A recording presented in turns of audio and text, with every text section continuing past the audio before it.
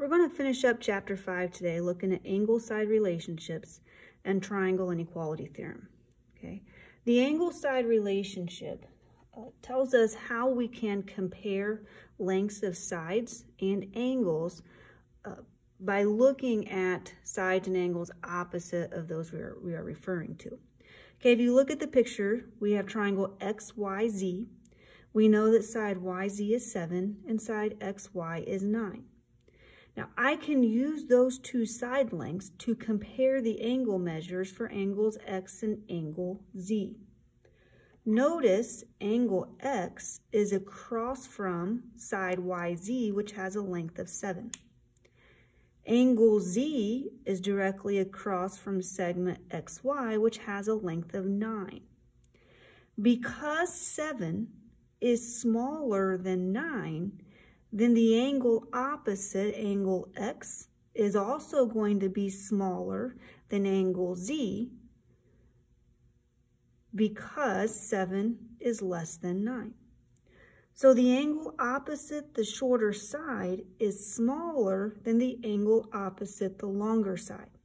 So based off this picture, although I don't know the exact measure of angle X and angle Z, I know that angle X is less than angle Z because the side opposite of X is smaller than the side opposite of angle Z. Okay. Now look at triangle JKL to the right. Okay. Notice angle J is 110 degrees and the side opposite angle J is side KL.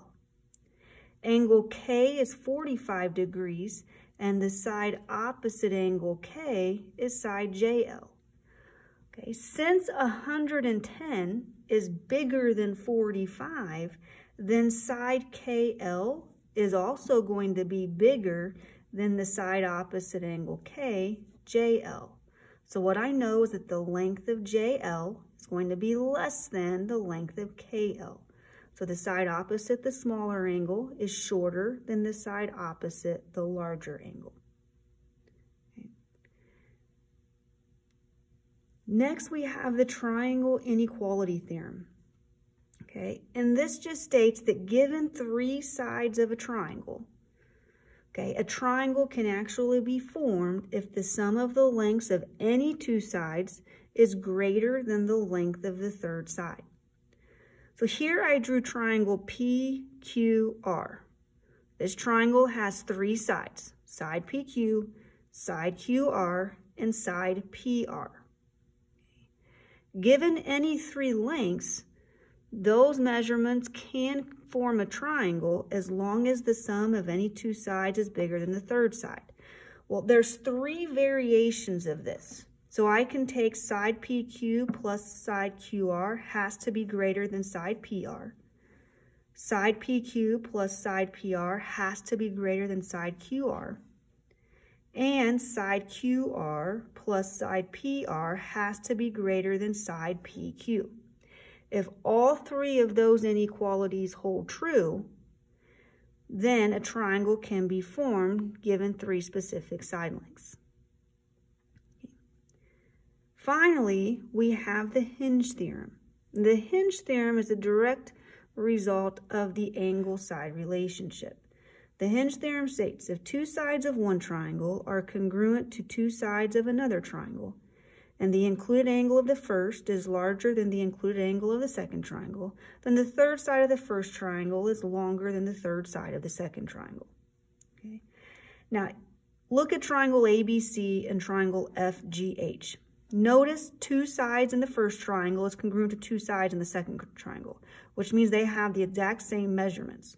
So what we are doing is we are comparing the length of the third sides, BC and GH, based off of the included angle. So we know 2 of the 3 sides are congruent. What about the third side? Well, I know that angle A is 43 and angle F is 30. Okay, since 43 is bigger than 30, then the side opposite 43, BC, is bigger than side opposite 30, GH. So what I can conclude is side BC is greater than side GH. Now we're going to use these 3 ideas, and we are going to practice a few problems. So when you're ready, turn the page.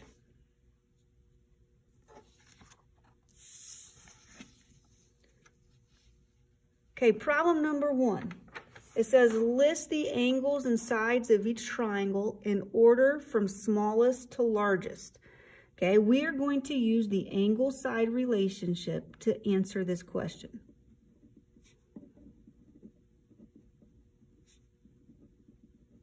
Okay. In problem number 1, we have triangle ABC.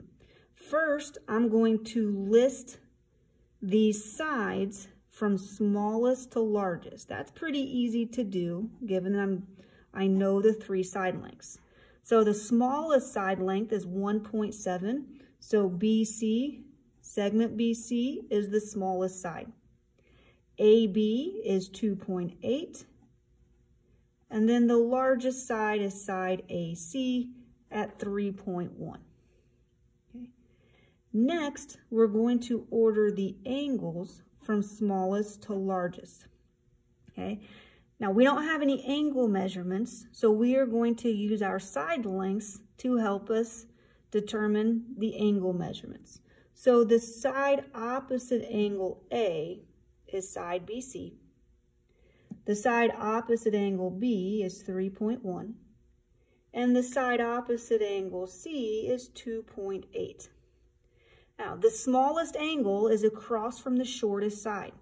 The shortest side is 1.7, so the smallest angle across from that is angle A.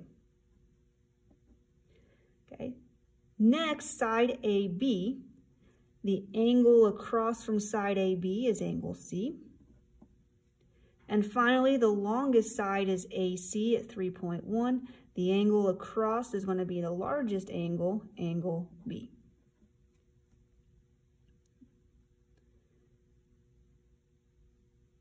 Okay, next problem. We have triangle JKL, and again, we're going to list the angles and the sides of each triangle in order from smallest to largest. First, I need to know the 3 angle measurements.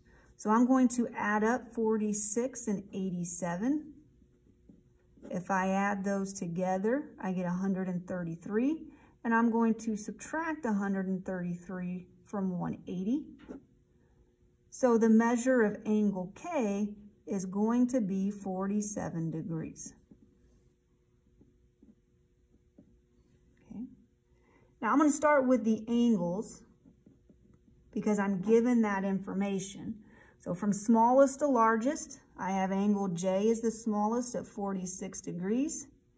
Angle K is next at 47 degrees. And the largest angle is angle L.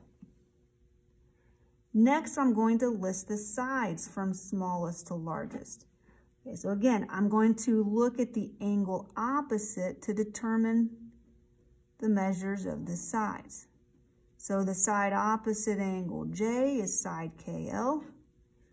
The side opposite angle L is side JK. And the side opposite angle K is JL. Okay, the shortest or the smallest side is going to be across from the smallest angle. The smallest angle is 46. Go directly across, so the shortest side is side KL. Okay. Next is 47 degrees. The side opposite is side JL. The largest angle is 87. To go directly across, the longest side is side JK.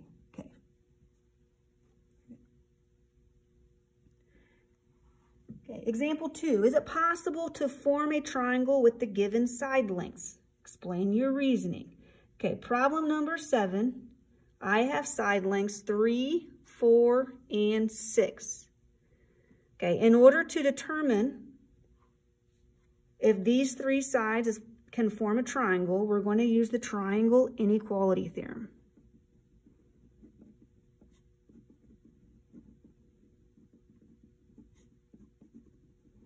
That states that the sum of any 2 sides is greater than the third side. Okay, so I have sides 3, 4, and 6. What I know is that the sides 3 and 4 have to add up to be bigger than the third side. But I have to look at all variations. So 3 plus 4 has to be greater than 6. And 3 plus 6 has to be greater than 4. And 4 plus 6 has to be greater than 3. If all three of these inequalities are true, then the three side lengths can form a triangle. Okay, 3 plus 4 is 7. Okay, 7 is greater than 6, so that inequality is true. 3 plus 6 is 9. 9 is greater than 4, so this inequality is true. And the third inequality, 4 plus 6 is 10. 10 is greater than 3, so the third inequality is also true. Since all three of the inequalities are true, the three side lengths, 3, 4, and 6, can form a triangle. So my answer would be yes.